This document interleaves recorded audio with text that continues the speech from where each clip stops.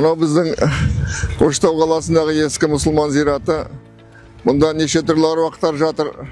Науан Хазірет атамыздың, Наурызбай Таласұлының зираты. Бұл қай қалада, қай жерде қан жатыр, Хазірет жатыр. Міне бізді Көкшетауда, міне Көкшетаудың түбінде өзіміздің Уәлихан қанымыз жатыр.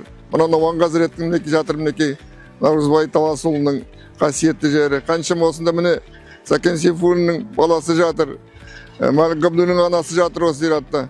Ашты уақытында, репрессия уақытында қаншама осында аруақтар жатыр, мінекей. Көбін білінбей қалған. Сол мінекей осыны ескі зират, осыны мінекей бекітіп, басына бұсында не жығыт. Ал енді осыған бір жақсы не керек, күтім керек, ағаш отырғызған еді, сол кеуіп қапты қайтадан.